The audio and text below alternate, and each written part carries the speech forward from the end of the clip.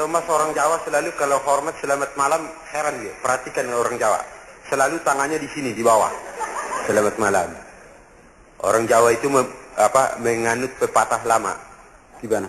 Daripada 10 burung di pohon lebih baik 1 di tangan. Wah.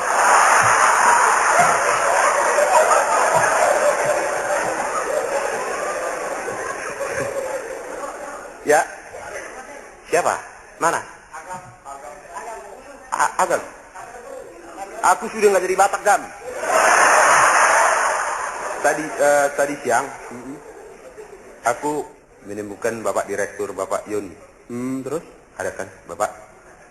Saya datang ke kantornya, nggak ada Bapak, ada sekretarisnya. Kemana Bapak? Aku bilang, sedang keluar sebentar ke kamar kecil. Oh. Aku tunggu terus. Nggak lamanya Bapak Yoni datang. Pas datang gitu, sekretarisnya bingung ngeliatin, gini aja terus. Liatin, rupanya resletingnya lupa diturunin. Lupa dinaikin. Ya. Aku perhatikan. Lantas sekretarisnya bilang begini, maaf Pak, katanya. Kenapa? Garasinya terbuka Pak, katanya. Sopan tuh, sopan. Saya sudah tutup, kata Bapak Joni. Garasi Pak, terbuka Pak, katanya. Pembantu saya di rumah yang nutup, katanya. Masih debat ya. Nggak lama kemudian saya udah ngobrol, pulang Bapak Yoni sebentar, break makan siang di rumah. Ketemu istrinya bingung. Loh, Mas, nggak malu di kantor itu resleting nggak dinaikin, katanya. Terus dia ingat, ini barangkali yang dimaksud garasi sama sekretaris, katanya. Dia balik lagi ke kantor, masih ada saya. Terus udah gitu ketemu sekretarisnya. Nona, Nyonya, sekretarisnya Nyonya. Ya aku nggak tahu, soalnya begitu aku datang cincinnya dicopot.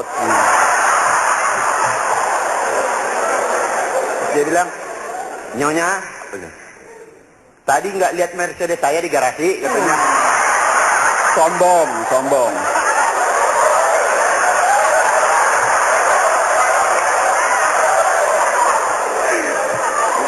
Maaf Pak, nggak lihat Pak, katanya. Mercedes saya baru cuci, baru bersih, katanya. Nggak lihat. Nggak lihat Pak, sungguh Pak, yang saya lihat bemo Pak.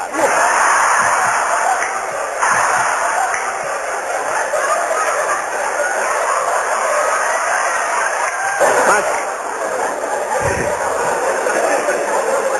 masih jadi tentara? Hah? Masih jadi tentara? Enggak lagi. Saya udah pensiun. Letkol saya. Pensiun. Letkol? Iya. Letnan kolot. Dari dulu letnan dulu nggak naik-naik. Sekarang apa pangkatnya? Tengjen. Tengjen? Iya. Apa itu? Tetangga jenderal. Bangga sekali tetangga jenderal. Aku kenalnya waktu dulu dia pangkatnya kopral. Kejadiannya waktu tugas di Jawa Barat, masih tahun sebelum Jepang lah. Kopral. Mana tentara sebelum Jepang ada? Ya kau kopral gadungan. Kenalannya istrinya nih penjual warung, janda waktu itu. Wah, hebat sekali lah pokoknya. Nyonya sekretaris barangkali. Terus dia suka menggodanya itu malam-malam datang ke warung, dicoleknya itu Nona. Neng, kopral, katanya. Genit sekali istrinya. Dicolek lagi. Neng, pral jangan begitu dong, pral malu, pral banyak orang, pral, katanya. Colek lagi, ambil pisang goreng, colek. Pral, malu kan dilihat orang, pral, begitu, pral. Lama-lama dia kesel, petromaknya dimatiin, yang bunyi tinggal pral. Rutin. Mulai rutin.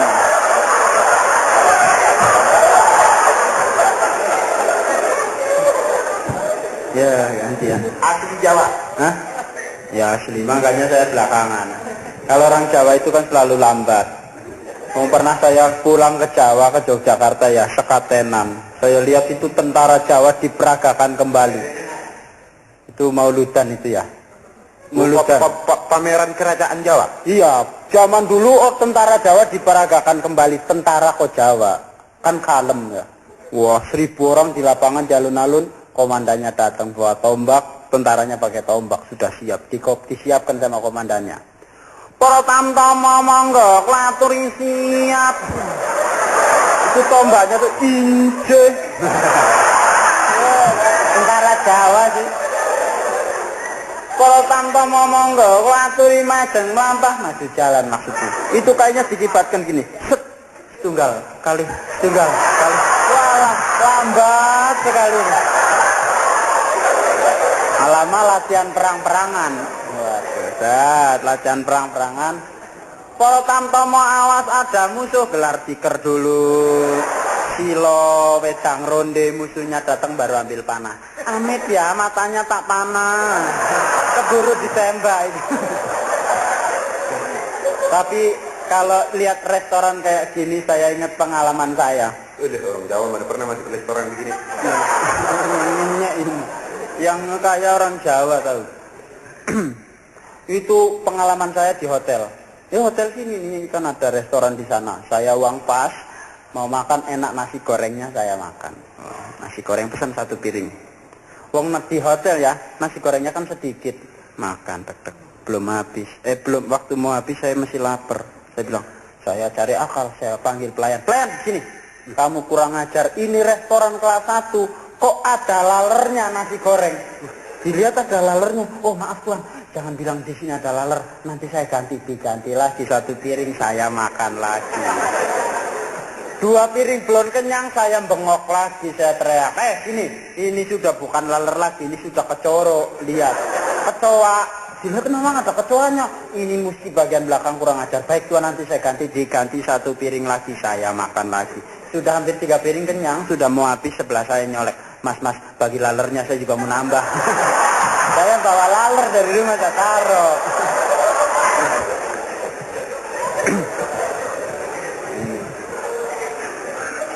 Selamat malam. Ya. Mau nyanyi? Hah? Mau nyanyi kau? Oh iya. Saya sebagaimana Desi Arisandi tadi, saya juga ingin membawakan sebuah lagu yang cukup santai, cukup slow, cukup sentimental, cukup romantis, dan cukup sekian.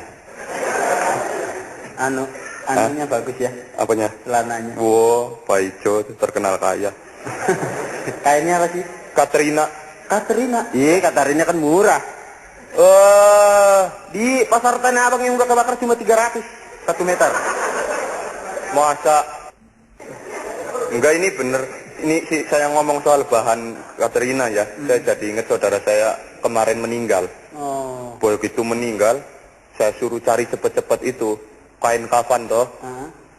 Cari kain kafan sana sini, rupanya nggak dapat. Berhubung saya punya duit lebih, ya saya belikan Katrina aja. Belikan Katrina, jadi mayat udah disembayangin, udah segala macam, bungkus sama kain Katrina. Iya. Begitu mau dimasukkan liang lahat, setelah dimasukkan itu, kan dibuka pocongnya. Iya. Begitu dibuka, mayatnya teriak. Ketemu lagi. Dia lagi. Bosan ngomong terus ya. Saya akan bawakan sebuah lagu. Tolong dihidupkan.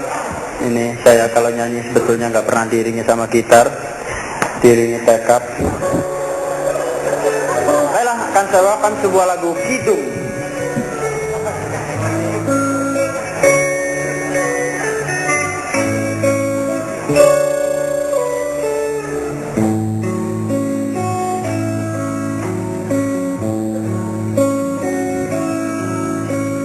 Tak selamanya Doris itu kalabok, nyatanya kadang-kadang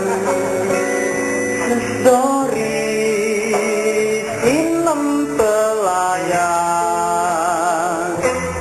seksi.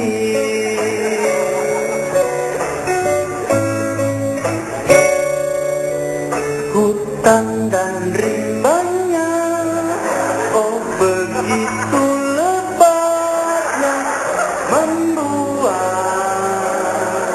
hati ini deg-degan kalau pandang dadanya.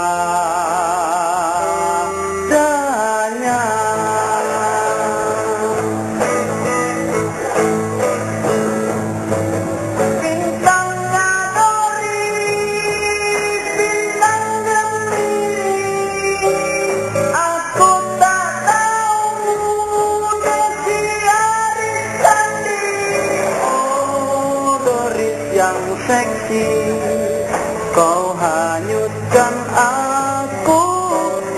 terbang sebuah mimpi.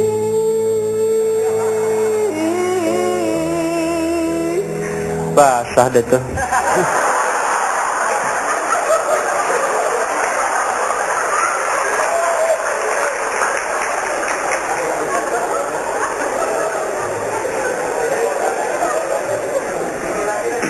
Hah? Jangan gua mimpi terus lemes dong. Enak aja, situ aja wakilin mimpi.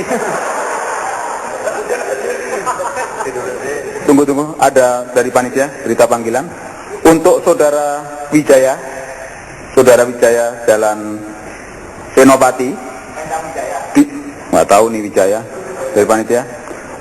Diharap lekas pulang karena neneknya terkunci dalam WC. Saya kira beneran.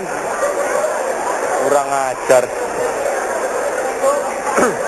Lah. Ya. Apa? Ya kenapa? Kawan kau mana si Arab? Hah? Jalin. Kenapa sih? Si Jalin Nggak masuk. Hah? Mana Jalil? Bukan itu tadi yang Maksum. saya senang tadi yang joget. Nah, Saya senang tadi yang joget di sini yang sama Desi Arisandi. Iya. Kalau nggak salah namanya Pak Sukri apa ya? Hah? Pak Sukri ya. Pak Sukri itu joget apa nafsu ya?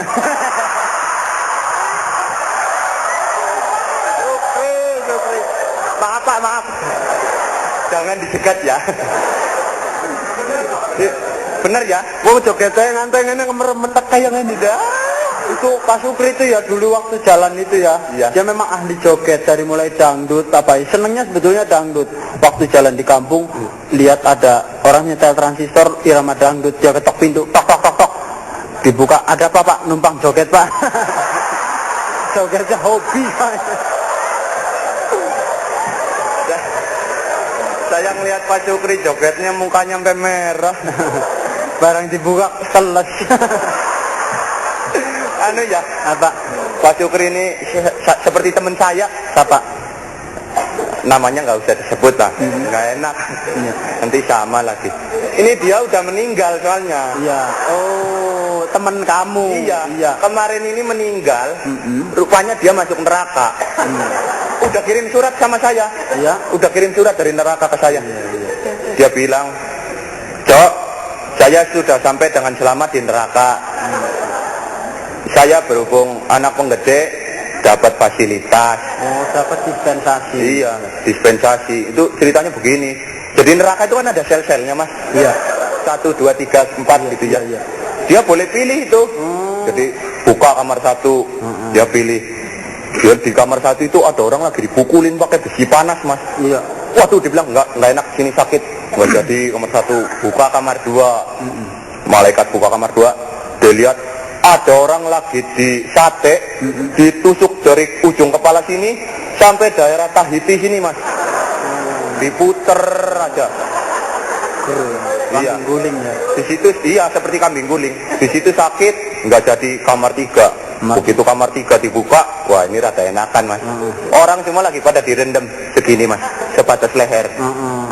Direndam cuman nggak enaknya direndam di air tinja.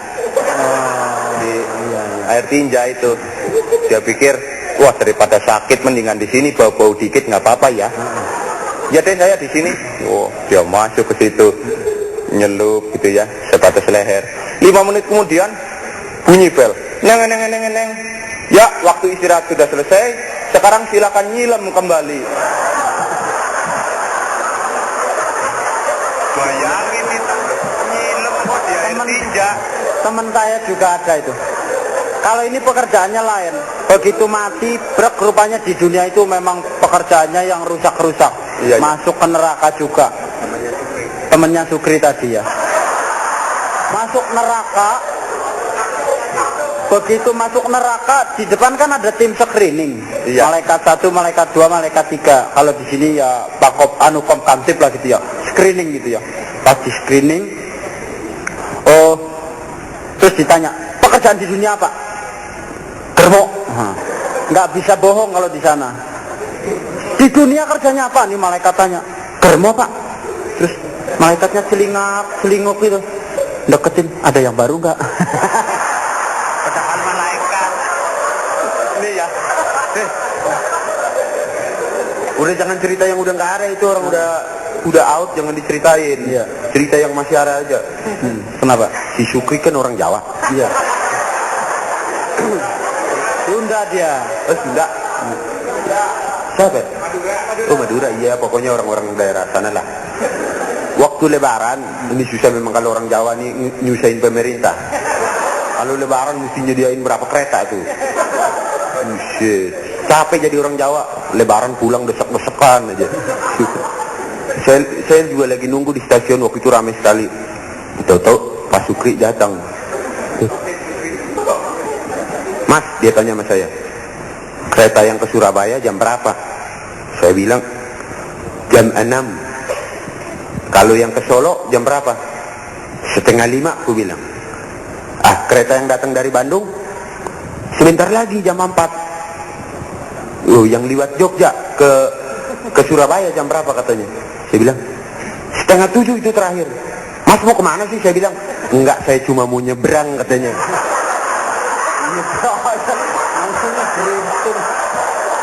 Tapi ya, memang dasarnya orang Jawa ya, suka nyusahin pemerintah memang. Itu Pak Sukri. Orangnya berani ya kamu ya. Iya. Pak Sukri itu kan anaknya banyak. Anaknya banyak, iya. Bukan anak banyak kan? Bukan. Anaknya ada 8. Iya. Nah kemarin ini saya dengerin aja ya.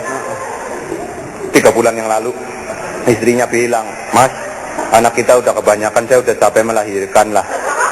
Sekarang kita pisah kamar aja tidurnya. Kata istrinya ya. Istrinya ngajak pisah kamar, Pak Sukri terang nggak mau dong. Iya. Orang biasa joget aja sampai merah. Iya.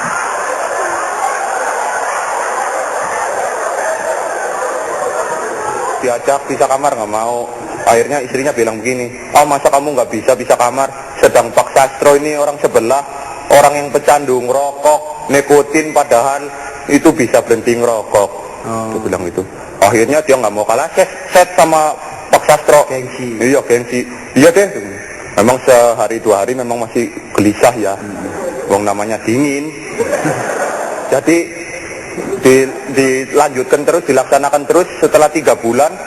Akhirnya bisa terus Pak Sukri. Nah istrinya nih malam-malam tahu-tahu ngetok pintu. Tok, Mas. Siapa sih? Saya istrimu. Pak Sukri bilang gini, KB. Akhirnya bukain juga. Ada apa sih? Enggak, saya cuma mau bilang apa? Ini Mas Sastro sekarang udah mulai ngerokok lagi, Mas.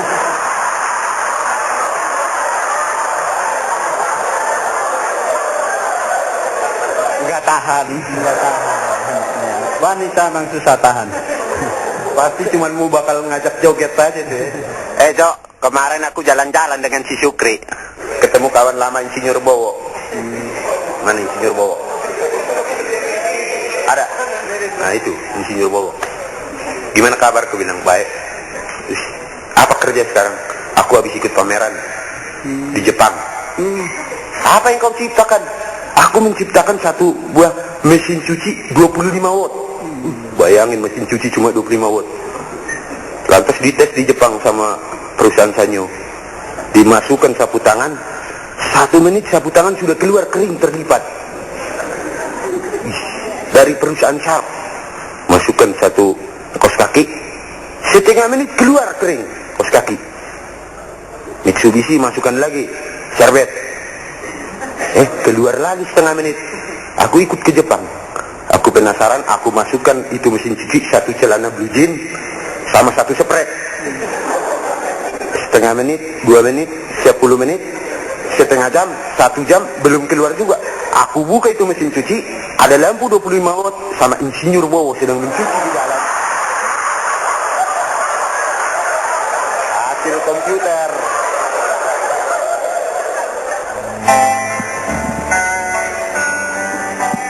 Siaran niaga bagian kedua.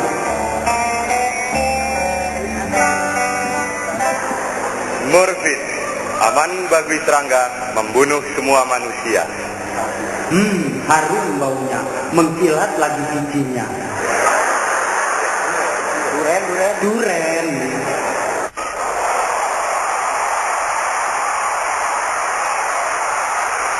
Oke, ladies and gentlemen, teman, inilah sebuah grup superstar dari Jakarta, Indonesia, Warta Blast. Kami perkenalkan satu persatu sebagai pemegang drum, Saudara Slamet. Ya, sebagai pemegang gitar, Saudara Abdul alias Dulo. Sebagai pemegang piano, kami perkenalkan Mas Bay. Ya, sebagai pemegang bass, Saudara Ubay. Ya, sudah terkenal, Saudara. Dan sebagai terakhir, sebagai pemegang sompret, Saudara Johnny. Ya, oke, sompret kereta api. Oke, 1, 2, 3, 4.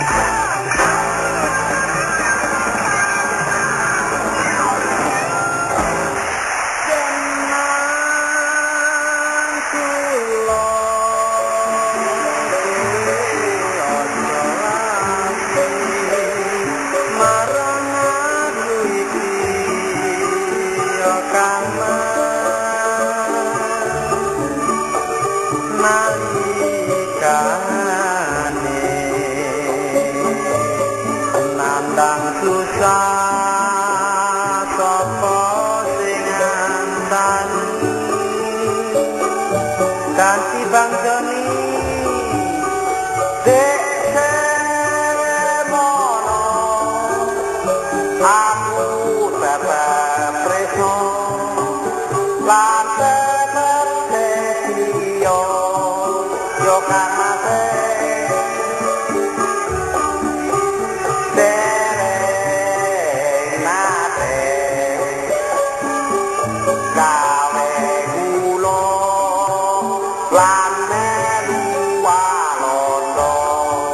setengah mati lebih Jawa susah kali kasih kine bareng muktimat rika banjur kelalen marangnya setitik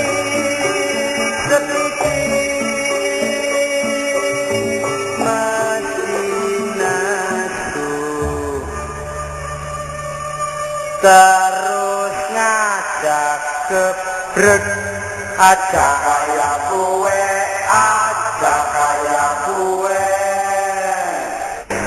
sini tadi nyanyi sudah cerita sudah sekarang bedekan tebakan sebahasa Sunda mah tata rucingan nah bahasa Sundanya tata rucingan Apa? Kalau kucing-kucingan? tata rucingan tebakan Saya? Nah, apa namanya? Ini mati nih, ini aja dulu. nah. Apa namanya? Ayam apa yang nggak bisa mundur? Tingkat ilmu hayat. Ayam hidup. Ayam yang nggak ada kaca spionnya nggak bisa mundur. Mana ada ayam pakai kaca spion? Bisa ayam Bangkok. Iya. Ayam yang nggak bisa mundur itu mestinya ayam yang goblok itu. Ngawur aja. Ayam ada di? Nggak bisa. Ini nggak ilmiah. Nggak bisa. Ini ilmiah. Ayam yang nggak bisa mundur, ayam yang di belakangnya ada temboknya. 3 tahun dia nggak akan bisa mundur tuh. Pinter. Nih kalau mau tebakan nih. Sini. Orang apa bedanya laki-laki dengan permainan sepak bola? Ilmiah itu ilmiah. Ayam nggak bisa mundur. Yang main sepak bola laki-laki. Yang perempuan juga ada. Wah, iya, Bang. Kalau main bola, bolanya 1, orang laki 22, bolanya berapa? Ini mesti yang berbau-bau itu loh. Forno. Fayah yuk. Fayah. Apa sih gak tahu lagi? Gak bisa. Gak bisa ini. Dengarkan. Orang main sepak bola, penyerang membawa bola, kemudian bola dimasukkan ke gawang lawan, penyerangnya tunggu di luar. Itu main bola. Main bola itu. Kalau orang laki, Penyerang dibawa bola, ya, penyerangnya masuk gawang, bolanya tunggu di luar. Ini udah nggak beres. Kalau tebakan itu yang ilmiah betul-betul. Yang ilmiah betul-betul contohnya gini misalnya. Kamu tahu sekarang ini sudah serba cepat di dunia. Iya betul. Apollo kamu tahu? Apollo tahu. 1 menit bisa 3.000 kilometer. Apollo. Iya cepet. Concorde 6 jam Asia Eropa. Cepet kan? Cepet ya. Kereta api di Jepang 1 jam 500 kilometer. Iya, semua sudah serba cepat. Iya. Sputnik, roket, ya kan? Semua Kemajuan, cepat. ya. Nah, Iya. sekarang saya tanya sama kamu, kecepatan apa yang paling cepat di dunia? Jangan ditinggal dong, sini aja. Saya dilihatin ini, saya sendirian dilihatin orang-orang sedikit banyak. Kecepatan apa yang paling cepat di dunia? Kecepatan yang paling cepat di dunia adalah sinar. Nah, sinar Masih bisa dihitung oleh tangan manusia, oleh otak manusia. itu jangan sembarangan loh. Sinar kecepatannya bisa dihitung. Kalau nggak bisa dihitung, bagaimana matahari dan ini bisa ketahuan berapa kecepatannya? Ayo, apalagi? Angin. Belum cepat masih bisa ketahuan warnanya merah. Belum. Angin warnanya merah ya. Coba. Nggak tahu. Kecepatan yang paling cepat di dunia adalah mencret. Ilmiah ya. Ilmiah. Berhubungan dengan otak manusia. Kalau Concorde dipikir dulu oleh otak manusia baru bisa terbang cepat. Apollo dipikir dulu oleh otak manusia baru bisa terbang cepat. Kereta api di Jepang dipikir dulu oleh otak manusia baru bisa jalan cepat. Kalau mencret belum sempat kepikir sudah basah. Iya betul. Betul ya. Wah gantian om dari tadi kok trewi saja cerita meluk. Gantian saya, kalau sudah waktunya ganti itu ganti, jangan di atas terus, itu serakah namanya. Ini Batak brengsek. Tadi ngomong di atas mulu. Iya sekarang sini mas, ngomong sama saya mas. Saya punya cerita nih mas tentang teman saya yang datang dari Wonogiri. Dia datang ke Jakarta gitu, mau dolan-dolan gitu. Terus itu dia pengen beli oleh-oleh buat saudaranya di kampung. Dia belanja di pasar baru. Iya. Dia beli kain di toko Cina, di kain, begitu dibayar, Cinanya bilang kamsia gitu. Terus beli sepatu dibayar, Cinanya bilang kamsia gitu. Terus beli apalagi ya, baju juga begitu, dibayar bilang kamsia. Setelah dikumpulin, dia pulang naik becak. Iya. Di tengah jalan dia tanya sama tukang becak ini, teman saya ini, bang, itu artinya kamsia apa sih? Kalau setiap saya bayar, Cinanya kok bilang kamsia gitu. Dasar tukang becak iseng, dia bilang begini, kamsia itu taunya tuan, artinya apa? Itu tuan dimaki-maki. Gitu. Tukang becaknya bilang begitu. Kurang ajar, setan loh, gitu. Begitu tuan. Wah, ya panas teman saya, dia balik itu ke pasar baru. Dia lempar barang-barangnya di depan Cina tuh. Kedufrak. Cina lo sini lo, babe lo, nyak lo, engkong lo, pembantu lo, semuanya kamsia. Cina gitu. Apa ya temen lo teman dari Jawa sih. Ini bawain Kang Beta mau aja. Tapi adek gue nih si Juju, ini pacar juga orang Jawa. Tukimin namanya. Dari dari Wonogiri ya temen lo. Ini dari Wonopringgo. Di petak agak ada, yang ada di peta PUTL ada. Pacaran sama adek gua. Terus kagak tahu diri pacaran jam 11:30 sih belum pulang, jam 2 belum pulang. Gua kata ini pacaran mau maling. Udah gitu pernah sekali waktu jam 12 belum pulang, gua kesel. Gua masih punya tata sopan, gua kasih kode aja, gua tarik horden, kreket gitu kan. Kreket.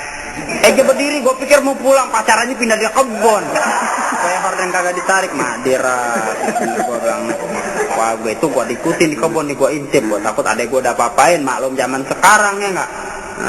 Main timpa, main tinggalin aja pan. Gua tungguin di samping pohon gitu, gua dengerin, jangan rayu. Rayuannya kayak zaman Siti Nurbaya. Zaman tahun 2, sebelum Rekiplik. Ngawang gitu. Engkau adalah pelabuhan hatiku, tak bandar cintaku, dan tambatan hatiku. Ada gue nyeletuk aja. Walau kira gue Tanjung Priok. Mas, sekarang kan musim haji mas ya. Ini musim haji. Saya jadi ingat kakek saya mas. Kakek saya dulu namanya Bang Nawi. Barnawi. Haji Barnawi. Haji Nawi. Kakek saya naik haji zaman dulu tahun 2 juga. Naik haji kan kalau zaman sekarang sih naik kapal terbang. Kalau zaman dulu udah naik kapal laut, sampai sono kagak pakai mobil, pakai onta. Oh iya. Kakek saya naik onta tuh, jalan-jalan kemana naik onta deh. Pernah sekali waktu dia salah milih onta mas. Onta sebentar lagi mau pensiun dia taikin. Dia pikir yang kalem aja tapi nggak galak pan kalau yang tua dia naikin onta tua. Nah ketinggalan sama temen-temennya. Ketinggalan teman-teman di gurun pasir, bayangin. Kakek gua mas ya, mana udah tua kejemur lo, bayangin tuh kulit kerempeye kering tinggal dikecapin digigit asik kan. Penjalan begitu ya, pas jalan begitu ketinggalan jauh sama temen ini, onta dikebukin jalannya tenang ya, pelan malu onta biasa kejemur digebuk lagi, dijemur aja kagak apa-apa. Untung kakek aneh bawa apa? Pak Remason. Terus Pak Remason dia pikir, gua jajal torpedonya gua gosok pakai Remason.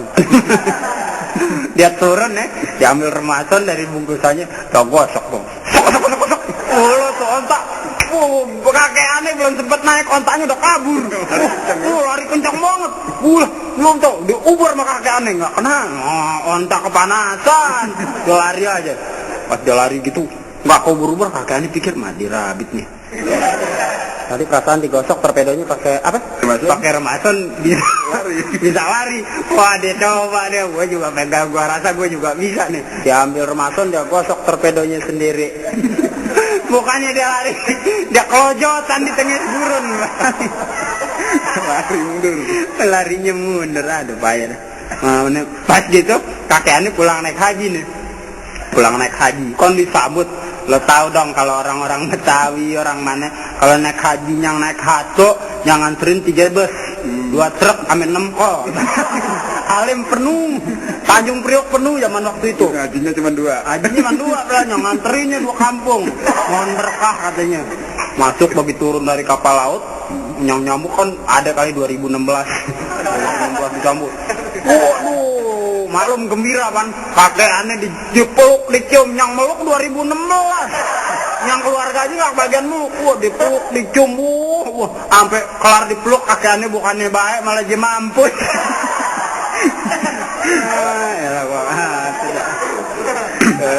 Memang ngomong-ngomong saya jadi inget itu, bang, waktu itu orang tua kan ya kakeknya situ udah tua kan.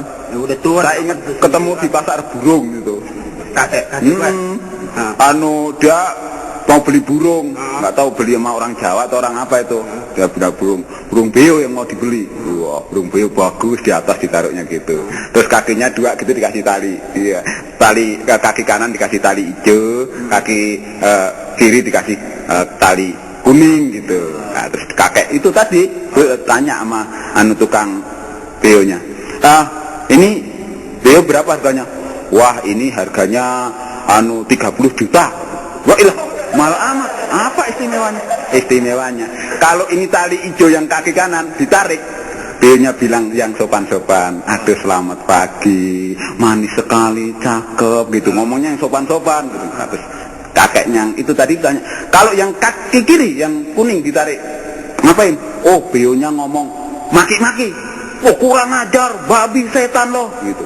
Wah, terus manggut-manggut tuh kakek. Terus dia bilang sama yang punya beo, kalau ditarik dua-duanya gimana? Beonya di atasnya jatuh dong.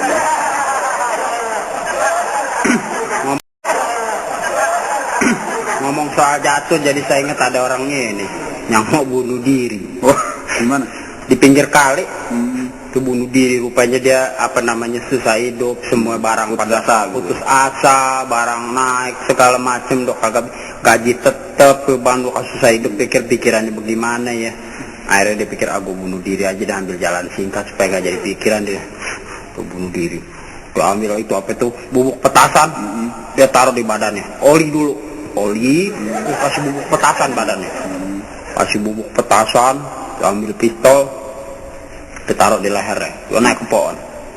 Dia naik ke pohon, begitu naik pohon di bawah dia udah dikasih ini nih, apa? Di pohonnya kan di pinggir kali, di bawahnya udah dikasih ini, apa? Bensin. Dikasih bakaran ini, kayu-kayu yang dibakar. Jadi kalau dia jatuh ke api langsung, meledak mati. Wah, dia udah naik ke atas pohon, matanya udah ditutup, dia mau lompat. Waktu itu dia lompat, dia salah lompat. Duanya buka air, waduh dia gelagapan, mak dirapit, untung gua jago berenang, kalau kagak udah mati dari tadi. Mau bunuh diri masih mikirin begitu. Bicara soal lompat-melompat ya, jadi gua inget nih, tetangga gua punya kambing, sebelahnya piara kambing juga. Tuh kambing yang satu kambing perempuan, yang satu kambing lelaki. Dia mau pacaran ke batasan pagar, namanya yang miara orang lain, nggak satu rumah. Jadi kalau dalam bahasa kambing dia ngomong deh tuh, yang kambing lelaki namanya si Hannibal, yang kambing perempuan namanya si Rosi. Rosi, udah gitu dia ngomong berdua, Hannibal, bagaimana sih kita kok nggak pernah ketemu, kita pacarannya di balik pagar terus. Jadi ngomongnya cuma di balik pagar. Percuma ya. Percuma dong, lu pan kambing laki, masa lu nggak bisa lompat pagar segini tingginya sih, pan cuma segini. Besok doh kata si Hannibal, besok deh, gua besok mau makan rumput yang banyak deh. Kalau perlu pas tuan gue tuh capcay gua 4 katanya, gua mau makan. Bener aja, si Hannibal nih. Dia cari rumput yang hijau dia makan, dia cari segala macam yang sehat-sehat dia makan. Buat persiapan besok dia mau lompat. Wah, si Rosi udah nungguin aja di kambing perempuan. Wah, pagi-pagi dia lompat, dia mau lompat. Tuh udah ambil ancang-ancang nih. Nih si Rosi udah nungguin. Ayo dong Hannibal cepet ya. Ntar dulu gua lagi ambil ancang-ancang, ngumpulin tenaga dalam. Waduh, ini baru jauh udah ancang-ancang dia lari. Wing, dia lompat gitu, dia lompat lari terus lompat. Wah, taunya dia nyangsang di ujung pagarnya. Wah, gitu. Wah, dia berontak-berontak. Jatuh ke bawah, bluk aja. Waduh, sebelahnya Rosi. Waduh, si Rosi bilang, aduh Hannibal, sakit Hannibal, kesian Hannibal, lompatnya kurang kuat sih. Aduh, kesian Hannibal, merintih-rintih nih si Hannibal. Hannibal bilang begini aja, Rosi, lo jangan panggil gua Hannibal lagi deh. Kenapa emang Hannibal? Jangan panggil Hannibal deh, mendingan lo panggil gua Hani deh. Kenapa? Bal gue nyangsang di atas. Waduh, kalau cerita soal binatang memang enak mas, nggak bisa tersinggung ya mas ya. Apanya? Kalau cerita binatang, iya, lebih demokratis gitu ya, nggak pakai marah-marahan gitu. Saya jadi inget nih, kalau soal miara tadi kan kambing teman mas ya. Ini saya juga punya tetangga nih, orang Belanda. Wah, dia punya piaraan burung beo. Tadi jadi dibeli tuh beo tadi. Sekarang yang nyara orang Belanda nih. Gitu, wah burung beo emang bagus tuh. Suaranya bagus. Dia bisa fasih gitu ngucapinnya. Selamat pagi menir, selamat siang menir gitu. Wah, macam-macam deh pokoknya sudah hafal gitu. Gak begitu lama itu orang Belanda mau pulang cuti ke Belanda. Wah, dia libur gitu. Burung beo titipin sama tetangganya, namanya Pak Umar. Pak Umar, ini saya titip burung beo ya.